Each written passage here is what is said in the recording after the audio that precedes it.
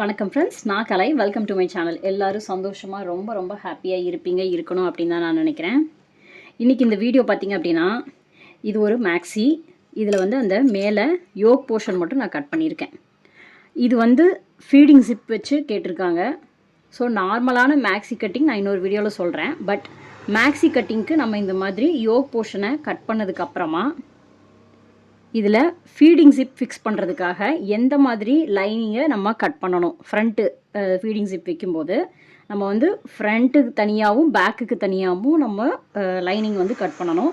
அதில் பேக்கு யூஸ்வலாக நம்ம எப்படி கட் பண்ணுவோமோ அதே மாதிரி கட் பண்ணிவிட்டு ஃப்ரண்ட்டுக்கு நம்ம அதிலேருந்து என்னென்ன சேஞ்சஸ் ஃபீடிங் ஜிப் வைக்கிறதுக்கு பண்ணணும் அப்படிங்கிறத நம்ம பார்க்க போகிறோம்.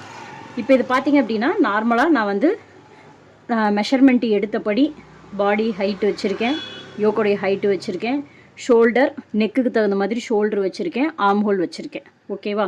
ஸோ இது நார்மலாக நம்ம மேக்ஸி கட்டிங்க்கு எந்த மாதிரி வைக்கணுமோ அந்த மாதிரி நான் வச்சுருக்கேன். இது பேக்கு. இப்போது ஃப்ரண்ட்டுக்கு பார்த்தீங்க அப்படின்னா உங்களுக்கு கம்பேர் பண்ணி காமிக்கிறேன். இதுக்கு என்னென்ன சேஞ்சஸ் பண்ணியிருக்கேன். ஏன்னா நம்ம ஃபீடிங் ஜிப் வைக்கணும் அப்படின்னா 2 சைடும் செஸ்ட்டுக்கிட்ட கரெக்டாக அந்த நிப்பிள் பாயிண்ட்டுக்கிட்ட நம்ம ஓப்பன் வச்சு அங்கே நம்ம இன்விசிபிள் ஜிப்பு ஃபிக்ஸ் பண்ணணும். ஸோ அதுக்காக பார்த்திங்கன்னா நம்ம கட்டிங்கை பண்ணியிருக்கிற சேஞ்ச் இங்கே பாருங்கள், நான் கரெக்டாக மேட்ச் பண்ணி வைக்கிறேன். மேட்ச் பண்ணி வச்சுட்டு எந்த மாதிரி கீழே கரெக்டாக ஈவனாக அதே மாதிரி தான் வச்சுருக்கேன். கீழே அதே மாதிரி பேக்கில் மட்டும் டாட் பிடிக்கிறதுக்கு கரெக்டாக நாச் பண்ணியிருக்கிறேன்.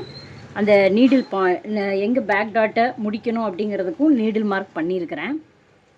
அதே மாதிரி இங்கே சைடில் பார்த்திங்க அப்படின்னா ஆர்ம் ஹோல் கிட்ட பேக்கில் இருக்கிறத விட எக்ஸ்ட்ரா ஒரு 1 இன்ச்சு எக்ஸ்ட்ரா. அதை உங்களுக்கு நான் மார்க் பண்ணி காட்டுறேன் பாருங்கள். மார்க் பண்ணால் உங்களுக்கு கிளியராக தெரியும் பாருங்கள். எக்ஸ்ட்ரா ஒரு 3/4 இன்ச்லேருந்து 1 இன்ச் அளவுக்கு எக்ஸ்ட்ரா இங்கே மேலே மட்டும் எக்ஸ்ட்ரா எடுத்துகிட்டு அப்படியே கொண்டு இந்த ஆர்ம் ஹோல் கிட்ட கரெக்டாக ஈவனாக இது பண்ணியிருக்கேன். நாச்சு ஒரே ஈவனாக தான் போட்டிருக்கேன். நம்ம தைச்சு முடித்து ஃபீடிங் ஜிப்பெல்லாம் வச்சு முடித்ததுக்கப்புறமா பேக்கோட அதை மேலே வச்சு நம்ம கம்பேர் பண்ணி ஏதாவது எக்ஸ்ட்ரா முன்ன பண்ணி இருக்கான்னு பார்த்துட்டு நம்ம பிசிறு இருந்தால் நம்ம எக்ஸ்ட்ரா இருக்கிறத கட் பண்ணி எடுத்துக்கலாம். ஆனால் நீங்கள் ஸ்டார்டிங்லேயே கட் பண்ணும்போது ஷோல்டர் பேக்கில் வைக்கிறத விட ஒரு 3/4 இன்ச் அதிகமாக வைக்கணும். ஆர்ம் ஹோலும் ஒரு 1லேருந்து 3/4 இன்ச் அளவுக்கு எக்ஸ்ட்ரா இந்த மாதிரி வச்சு தான் நம்ம கட் பண்ணணும். பேக் நெக்கு நான் ஆல்ரெடி கட் பண்ணிட்டேன். ஏன்னா யூஸ்வலாக நம்ம பேக் போர்ஷனில் நம்ம எந்த சேஞ்சஸும் பண்ண போகிறதில்ல, ஃப்ரண்ட்டில் மட்டும்தான் நம்ம சேஞ்ச் பண்ணணும். அதே மாதிரி இங்கே சைட்லேயுமே பார்த்தீங்க அப்படின்னா எக்ஸ்ட்ரா சீம் அலவன்ஸ் விட்டுருக்கேன். ஸோ எக்ஸ்ட்ரா சீம் அலவன்ஸ் விட்டிங்க அப்படின்னா தான் நம்மளுக்கு ஜிப்பு வைக்கும்போது நம்மளுக்கு கண்டிப்பாக உள்ளே துணி தேவைப்படும். அது நம்ம ஃபிக்ஸ் நடுவில் கட் பண்ணிவிட்டு அதை ஃபோல்டு பண்ணி ஜிப் வச்சு அடிக்கும்போது நமக்கு எக்ஸ்ட்ரா துணி தேவைப்படும். ஸோ அதனால தான் கொஞ்சம் எக்ஸ்ட்ராவும் நான் விட்டுருக்கிறேன். ஸோ நீங்கள் எக்ஸ்ட்ரா ஒரு 3/4 இன்ச்லேருந்து 1 இன்ச்சு எல்லா பக்கமும் ஆர்ம் ஹோல் சைடும் ப்ளஸ் இந்த சைடு பகுதியிலையும் நீங்கள் விட்டுக்கிட்டிங்கன்னா தான் உங்களுக்கு ஜிப் வைக்கிறதுக்கு ஈஸியாக இருக்கும். ஸோ நான் ஃப்ரண்ட்டு இப்போது எப்படி ஃபீடிங் ஜிப் வைக்கிறது அப்படிங்கிறது மட்டும் உங்களுக்கு நான் வீடியோவில் காமிக்கிறேன். ஸோ இப்போ லைனிங்கையும் ஒரிஜினலையும் நான் ஒன்றா ஜாயின் பண்ணி எடுத்துட்டேன். இப்போ நம்ம ஃபீடிங் ஜிப்பு வைக்கிறதுக்காக சென்டரில் நம்ம ஒரு கட்டு கொடுக்கணும். கட் கொடுத்தோம்னா தான் நம்ம அந்த இடத்துல ஜிப்பு ஃபிக்ஸ் பண்ண முடியும். ஸோ அந்த ஜிப்பு வைக்கிறதுக்காக நம்ம எந்த இடத்துல கட் கொடுக்கணும் அப்படின்னா, இப்போ இவங்களுடைய மிடில் செஸ்டினுடைய அளவு 42 இன்ச். ஸோ 42 அப்படிங்கும்போது அதை 10ஆல் டிவைட் பண்ணோம்னா நம்மளுக்கு 4.2 அந்த மாதிரி கிடைக்கும். ஸோ நம்ம 4.25 இன்ச்சு எடுத்துக்கலாம். ஸோ 4.25 இன்ச் நம்ம மார்க் பண்ணுறதுக்கு கூட ஒரு 1/4 இன்ச்சு எக்ஸ்ட்ரா. ஏன்னா நம்ம அந்த ஜிப்பு வச்சு ஃபிக்ஸ் பண்ணுறதுக்கு கட் கொடுத்துட்டு ஜாயின் பண்ணுறதுக்கு ஒரு 1/4 இன்ச்சு எக்ஸ்ட்ரா சீம் அலவன்ஸ் தேவைப்படும். ஸோ அதனால் நான் ஒரு 4.5 இன்ச்சில் மார்க் பண்ணுறேன்.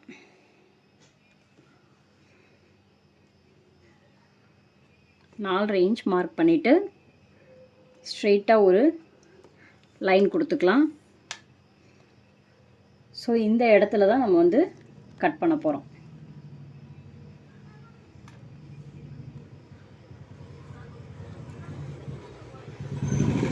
அதே மாதிரி நம்ம இந்த இடத்த கட் பண்ணி ஜாயின் பண்ணுறப்போ கீழே இருந்து தையலுக்கு ஒரு 1/2 இன்ச்சு ப்ளஸ் மேலே ஒரு 1/2 இன்ச்.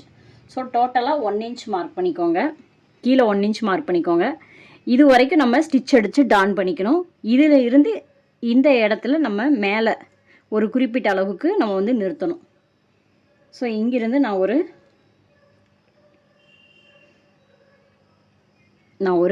11 இன்ச் மார்க் பண்ணிக்கிறேன். அதாவது அந்த ஓப்பன் மட்டும் 11 இன்ச் வைக்கிறேன்.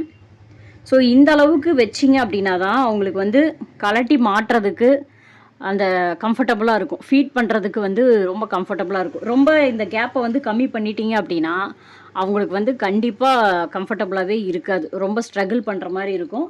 ஸோ அதனால் வந்து 11 இன்ச் வைக்கிறேன். நீங்கள் வேணால் 12 இன்ச் கூட வச்சுக்கலாம். ஆனால் ஃபுல்லாக வைக்க வேண்டாம் நான் நினைக்கிறேன். ஏன்னா ஃபுல்லாக நம்ம வச்சோன்னா இந்த இடத்துல வந்து ஷோல்டர்கிட்ட அவங்களுக்கு வந்து அந்த ஜிப்பு வந்து அழுந்த வாய்ப்பு இருக்குது. ஸோ அதனால் ஷோல்டர் வரைக்கும் நீங்கள் ஜிப்பை எடுத்துகிட்டு வராமல் நம்ம இந்த கேப்பில் மட்டும் இது பண்ணிவிட்டு ஜிப்பு இந்த கேப்பில் மட்டும் வச்சுட்டு இந்த இடத்தோட நம்ம வந்து ஜிப்பை கட் பண்ணி எடுத்துகிட்டு அந்த இடத்த நம்ம ஒரு கிளாத் வச்சு ஃபோல்டு பண்ணிட்டோம் அப்படின்னா நம்மளுக்கு அந்த இடத்துல வந்து அழுத்தம் கொடுக்காமல் இருக்கும். ஏன்னா ஷோல்டர் வரைக்கும் பண்ணும்போது கண்டிப்பாக வந்து அந்த இடத்துல ஒரு ஜிப்பினுடைய அந்த அழுத்தம் இருந்துக்கிட்டே இருக்கும். ஸோ இப்போ நம்ம கட் பண்ணிடலாம். கரெக்டாக எல்லாம் மேட்ச் ஆகிருக்கான்னு சொல்லிவிட்டு பார்த்துட்டு ஸ்ட்ரைட்டாக நீங்கள் கட் பண்ணுங்கள்.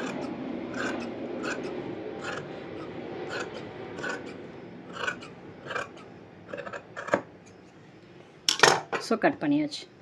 கட் பண்ணால் இந்த மாதிரி நம்மளுக்கு சென்டரில் ஒரு பீஸு, 2 சைட்லேயும் ஒரு பீஸு. ஸோ ஃபஸ்ட்டு இதை வந்து ஃபிக்ஸ் பண்ணி ரெண்டையும் ஒன்றா ஈவனாக வச்சு நம்ம ஸ்டிச் பண்ணி எடுத்துக்கலாம்.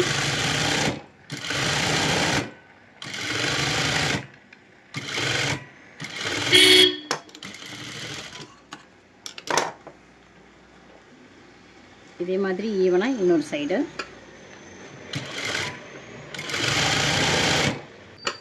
இன்விசிபிள் ஜிப்பு வைக்கும்போது நம்மளுக்கு வந்து அந்த ஜிப்பு இருக்கிறது அவ்வளோவா தெரியாது. நார்மல் ஜிப்பை விட இன்விசிபிள் ஜிப்பு, ஏன்னா இதை நம்ம வந்து ஃப்ரண்ட்லேயும் வைக்கிறோம். ஸோ அதனால் இன்விசிபிள் ஜிப்பு தான் வந்து பெஸ்ட்டு. நீங்கள் சாதா ஜிப்பு வாங்காமல் இன்விசிபிள் ஜிப் வாங்கிட்டிங்கன்னா பெட்டராக இருக்கும். ஸோ பார்த்துக்கோங்க, நெக் போர்ஷன் எது அப்படிங்கிறது கரெக்டாக பார்த்துக்கோங்க. மேலே தான் நம்ம சென்டர் நாச் கொடுத்துருக்கோம். ஸோ இது மேலே நெக் போர்ஷன். ஸோ இதை வந்து right side to right side face பண்ணி வச்சுட்டு நம்ம ஆல்ரெடி மார்க் பண்ணியிருக்கோம் இல்லையா, அந்த இடத்துல நீங்கள் டேப் வச்சு மெஷர் பண்ணுறதுனாலும் பண்ணிக்கலாம். மேலே இருந்து ஒரு 4 இன்ச்சு கொடுக்குறேன். ஒரு 1/4 இன்ச் அளவுக்கு மட்டும் நீங்கள் ஸ்டிச் பண்ணிங்கன்னா போதும். ஸ்டிச் பண்ணிவிட்டு வந்து அந்த 4 இன்ச்சோடு நிறுத்திட்டு அந்த இடத்துல 2-3 வாட்டி இப்படி டான் பண்ணி எடுத்துருங்க. சென்டர் இருக்கிற கேப்பில் ஸ்டிச் பண்ண வேண்டாம். அதுக்கப்புறம் கீழே வந்து 1 இன்ச் அளவுக்கு நம்ம மார்க் பண்ணியிருக்கோம் இல்லையா, அந்த 1 இன்ச் அளவு மட்டும் ஸ்டிச் பண்ணி எடுத்துக்கோங்க. அதே 1/4 இன்ச்சு சீம் அலவன்ஸில்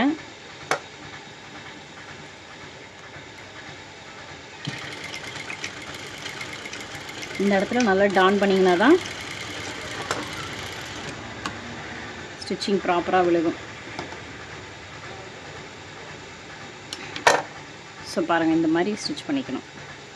இந்த இடம் ஓப்பன் ஆகக்கூடாது. அதே மாதிரி பாருங்கள், இந்த அளவுக்கு கேப் விட்டுருக்கேன். ஸோ இதே மாதிரி இன்னொரு சைடும் ஸ்டிச் பண்ணிக்கலாம். இப்போ ஒரு சைடு மட்டும் நான் ஜிப் வச்சுருக்கேன். இதே மாதிரி எப்படி வைக்கிறதுங்கிறத இன்னொன்று வச்சு உங்களுக்கு காமிக்கிறேன். இப்போ நம்ம சென்டரில் இந்த கேப் விட்டுருந்தோம், மேலேயும் நல்லா டான் பண்ணியிருக்கோம், கீழேயும் நல்லா டான் பண்ணியிருக்கோம். இப்போ இதை நீங்கள் இந்த மாதிரி எடுத்துக்கோங்க. எடுத்துட்டு இப்போ நீங்கள் எந்த அளவுக்கு சீம் அலவன்ஸ் விட்டுருக்கீங்களோ அதை கரெக்டாக நீங்கள் மார்க் பண்ணுறதுனாலும் மார்க் பண்ணிக்கலாம். பிகினஸாக இருக்கீங்கன்னா மார்க் பண்ணிக்கோங்க. நான் உங்களுக்கு மார்க் பண்ணி காமிக்கிறேன். கரெக்டாக இந்த மாதிரி எந்த இடத்துல அந்த ஜிப்பை கரெக்டாக வைக்கணும் அப்படிங்கிறத மார்க் பண்ணிக்கோங்க. இப்போ எனக்கு வந்து தேவையில்லை, நான் வச்சுடுவேன். பட் பிகினஸாக இருந்தீங்கன்னா இந்த மாதிரி எங்கே ஃபிக்ஸ் பண்ணணும் அப்படிங்கிறத மார்க் பண்ணிக்கோங்க. இப்போ ஜிப் எடுத்துக்கோங்க. இப்போ ஜிப்பினுடைய இது வந்து ரைட் சைடு நல்ல பக்கம், இது வந்து உள் பக்கம். ஸோ நம்ம ஜிப்பு வந்து இப்படி வச்சோன்னா தான் இதுதான் உள் பக்கம் இல்லையா. ஸோ இப்படி வச்சோம் அப்படின்னா தான் நம்மளுக்கு இந்த இடத்துல இப்படி ஜிப்பு வந்து கிடைக்கும். நம்ம இங்கே மேலே ஓப்பன் பண்ணி க்ளோஸ் பண்ண முடியும். ஸோ அதனால் இப்போ நான் என்ன பண்ணுறேன்னா கீழேருந்து வைக்க ஸ்டார்ட் பண்ணுறேன்.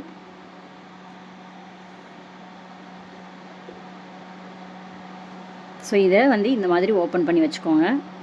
இந்த இடம் நம்ம டான் பண்ணியிருக்கோம். ஸோ இங்கேருந்து நான் வந்து வைக்க ஸ்டார்ட் பண்ணுறேன்.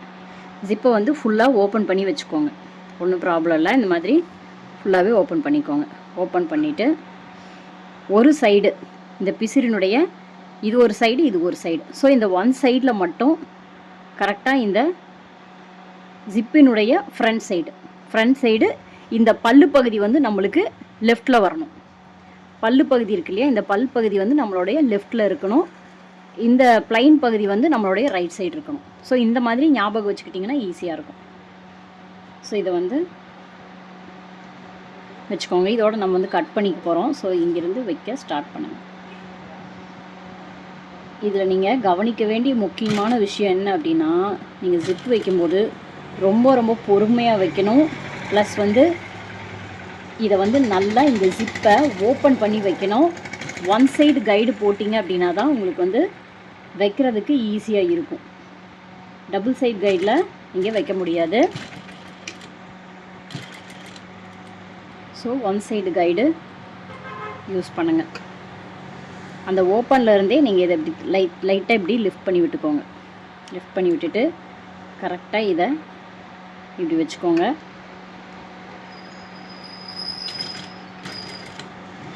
இப்போ அந்த ஓப்பன் முடிஞ்சிருச்சு. இப்போது அதாவது அந்த க்ளோஸ் பண்ண பகுதி முடிஞ்சிருச்சு. இப்போ இந்த ஓப்பன் சைடு நம்ம வைக்கணும். ஸோ இந்த இடத்துல நம்ம ரொம்ப கவனமாக வைக்கணும். இந்த பல்லை வந்து இப்படி நல்லா இப்படி அமுத்தி இப்படி பிடிச்சிங்கன்னா இந்த பல் பகுதி வந்து இப்படி ஓப்பன் ஆகும். இப்படியே நார்மலாக வச்சு தைச்சிங்கன்னா இந்த பல் இப்படியே தான் இருக்கும், தைக்க முடியும். ஆனால் ஃப்ரண்ட்டில் திருப்பினீங்கன்னா சென்டரில் வந்து கேப் இருக்கிற மாதிரி இருக்கும். அதே நீங்கள் இந்த பல் பகுதியை இப்படி நல்லா ப்ரெஸ் பண்ணி இப்படி பிடிச்சி இப்படி இது பண்ணிங்கன்னா உங்களுக்கு வந்து இந்த இடத்துல ஒரு கேப் ஒன்று கிடைக்கும். ஸோ இந்த கேப்பில் தான் நீங்கள் வந்து ஃபிக்ஸ் பண்ண ஆரம்பிக்கணும். பொறுமையாக அந்த கேப்பில் மட்டும் ஃபிக்ஸ் பண்ணிட்டு வரணும். நல்லா ஓப்பன் பண்ணி வச்சு நீங்கள் அந்த கேப்பில் மட்டும் இப்படி ஃபிக்ஸ் பண்ணிட்டு வரணும். நீங்கள் மார்க் பண்ணியிருக்கிற அந்த லைன் மேலேயும் நீங்கள் ஃபிக்ஸ் பண்ணிகிட்டே வரணும்.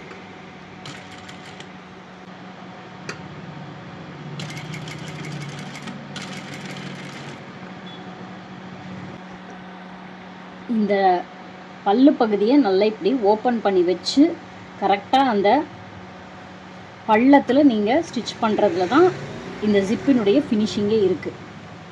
அப்போ தான் அது வந்து பார்க்குறதுக்கு இன்விசிபிள் ஜிப்பு மாதிரி தெரியும். அந்த கேப் தெரிஞ்சதுன்னா அந்த ஜிப்பு வச்சு நீங்கள் ஃபிக்ஸ் பண்ணுறதுக்கு யூஸ் இல்லாமல் போயிடும். ஸோ நீங்கள் மேலே வரைக்கும் கொண்டு வரணும் அப்படின்னு அவசியம் இல்லை. அந்த டான் பண்ணியிருக்கிற பகுதியை கொஞ்சம் தாண்டின உடனேவே நீங்கள் ஸ்டாப் பண்ணிவிட்டு அப்படியே நீங்கள் மறுபடியும் இன்னொரு சைடு ஸ்டிச் பண்ண ஆரம்பிக்கலாம்.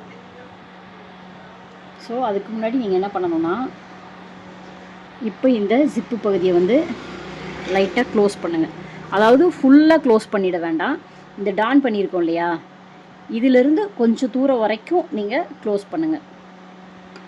ஏன்னா நம்ம இப்படியே ஓப்பன்லேயே வச்சு ஸ்டிச் பண்ணிட்டோம் அப்படின்னா நம்மளுக்கு இந்த ஜிப்பை வந்து மறுபடியும் வெளியில் எடுக்கிறது கஷ்டமாயிடும். ஸோ அதனால தான் சொல்கிறேன். லைட்டாக குதிரையை லிஃப்ட் பண்ணிவிட்டு அதுக்கப்புறமா இதை வந்து கொஞ்சம் தூரம் மட்டும் இப்படி க்ளோஸ் பண்ணிவிடுங்க.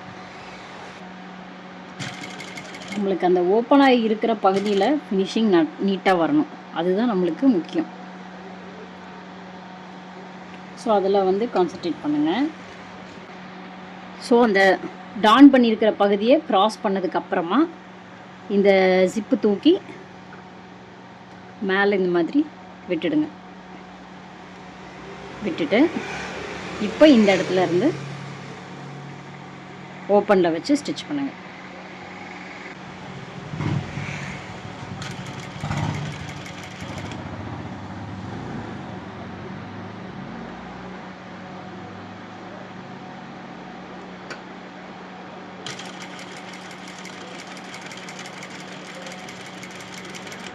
இன்னொரு சைடும் அந்த பள்ளமான பகுதியில் ஃபுல்லாக நம்ம ஸ்டிச் பண்ணிவிட்டு வந்துடணும்.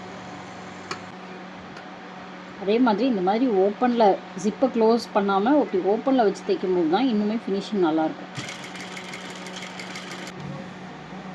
இப்போ பாருங்கள் எப்படி வந்திருக்குன்னு சொல்லிட்டேன். பாருங்கள், கேப் இல்லாமல் நம்ம அந்த பள்ளத்தில் தைச்சதுனால கேப் இல்லாமல் நீட்டாக ஃபினிஷ் ஆகிருக்கு. இப்போ நம்ம இங்கே இந்த உள் பக்கம் எக்ஸ்ட்ரா இருக்கிறத இப்போ ஈவனாக கட் பண்ணி விட்டுக்கலாம்.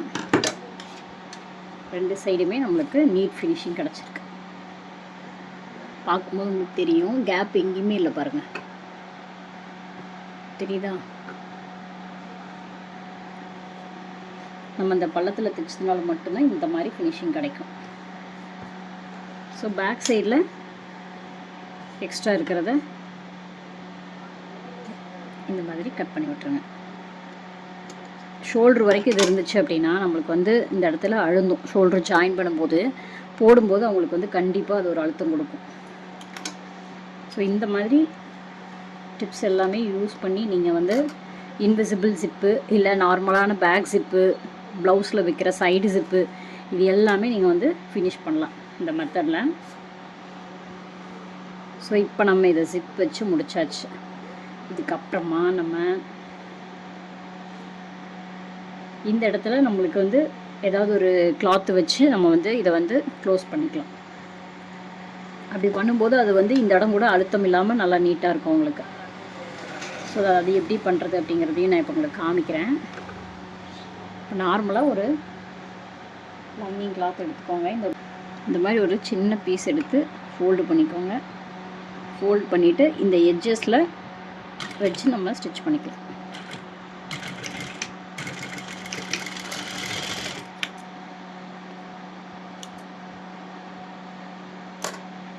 அதுக்கப்புறம் இதை இப்படி ஃப்ரண்ட்டில் கொண்டு வந்து இப்படி ஃபோல்டு பண்ணி அடிச்சிருங்க. சும்மா ஜஸ்ட்டு நம்ம அதை க்ளோஸ் பண்ணுறோம், அவ்வளோதான். நம்மளுக்கு அந்த பகுதி வந்து அழுத்தம் கொடுக்காமல் இருக்கணும். ஸோ அவ்வளோதான். ஸோ இந்த மாதிரி ஃபினிஷ் பண்ணிடணும். இந்த இடம் நம்ம வந்து அந்த கீழே ப்ளீட்டு வச்சு நம்ம மேக்ஸி கீழ் போர்ஷனோட அட்டாச் பண்ணும்போது இந்த இடம் அவங்களுக்கு அழுத்தம் இல்லாமல் போயிடும். ஏன்னா நம்ம வந்து பிசிறு தெரியாத மெத்தடில் நம்ம வந்து லைனிங்கையும் ஒரிஜினலையும் பிசிறு தெரியாமல் அட்டாச் பண்ணுவோம். ஸோ அதனால் அந்த மெத்தடில் பண்ணும்போது இது வந்து அந்த அழுத்தம் இல்லாமல் சரியாக இருக்கும். அதே மாதிரி இந்த பக்கமும் நம்ம பண்ணிக்கலாம். ஸோ இந்த வீடியோ உங்களுக்கு யூஸ்ஃபுல்லாக இருந்திருக்குன்னு நினைக்கிறேன்.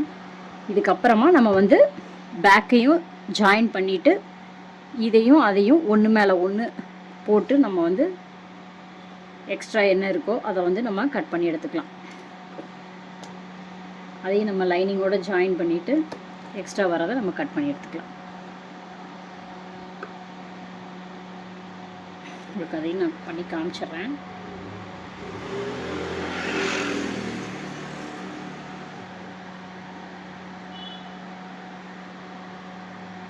ஸோ இது நம்ம வச்சு பார்க்கும்போது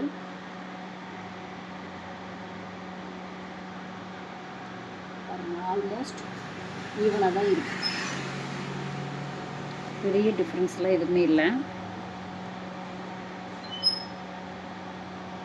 ஆல்மோஸ்ட் கரெக்டாக வந்துருச்சு. பாருங்கள், ஷோல்டர் எல்லாமே கரெக்டாக தான் இருக்குது. இதுவுமே வந்து கரெக்டாக தான் இருக்குது. இந்த இடத்துல நம்ம எக்ஸ்ட்ரா ஒரு 1.25 இன்ச் இருக்குது. இது வந்து நம்ம பேக் டாட் பிடிச்சோம் அப்படின்னா, நம்ம பேக்கில் மட்டும் தான் டாட் பிடிப்போம். ஸோ அப்படி டாட் பிடிக்கும்போது இதுவும் வந்து நம்மளுக்கு உள்ளே போயிடும். ஸோ நம்ம நாச்சஸ் மட்டும் கரெக்டாக நம்ம பார்த்து மார்க் பண்ணிக்கிட்டால் போதும். அதே மாதிரி ஃப்ரண்ட்டில் வந்து நம்ம இந்த குடஞ்சி வெட்டுவோம் இல்லையா, அதை மட்டும் நம்ம இதில் பண்ணிக்கணும். ஃப்ரண்ட்டு ஆம் ஹோல் வந்து குடஞ்சி வெட்டுறது பண்ணிக்கணும். மற்றபடி பெருசாக எக்ஸ்ட்ராஸ் எல்லாம் ஒன்றும் இல்லாத மாதிரி தான் இருக்குது. ஸோ சரியாக இருக்குது. எக்ஸ்ட்ரா இருந்தால் மட்டும் கட் பண்ணால் போதும். இல்லைனா நீங்கள் கம்பேர் பண்ணி பார்த்துட்டு ஃப்ரண்ட் ஆம் ஹோல் மட்டும் குடஞ்சி வெட்டிக்கலாம். ஸோ இந்த வீடியோ உங்களுக்கு கண்டிப்பாக பிடிச்சிருக்கும், யூஸ்ஃபுல்லாக இருக்கும்னு நினைக்கிறேன். இதுக்கப்புறம் யூஸ்வலாக நம்ம கீழே லைனிங்கு ப்ளீட்ஸ் வச்சு ஒரிஜினலையும் நம்ம அட்டாச் பண்ணி இந்த மேக்ஸி வந்து ரெடி பண்ணி கொடுத்துக்கலாம். தேங்க்ஸ் ஃபார் வாட்சிங் ஃப்ரெண்ட்ஸ். பை.